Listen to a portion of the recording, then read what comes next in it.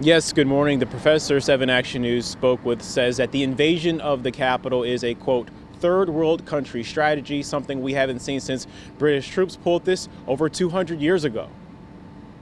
I was shocked that they stormed the Capitol. Just the act itself, and also the fact that they were able to get through the police perimeter, apparently as easily as they were.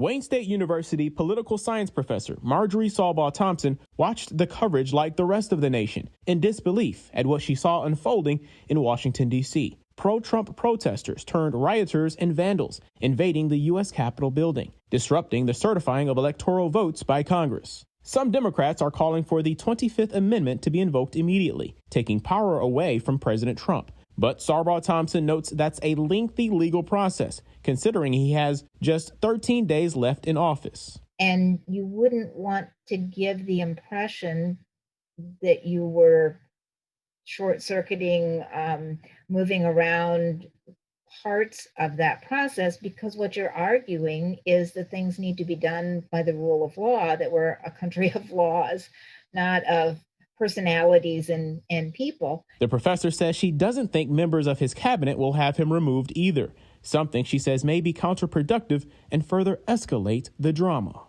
This fantasy that he's trying to develop, that he's somehow been wronged, that the process is illegitimate, that there's some sort of fraud going on, which there clearly isn't.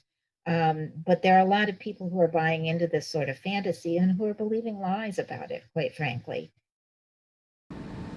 Now, one of the things that the professor notes is important is the peaceful transfer of power. She notes that President Trump has not conceded, and that it's something that we're actually used to seeing, although it is not legally required. She says it's very important that that takes place. Reporting live this morning, Darren Cunningham, 7 Action News.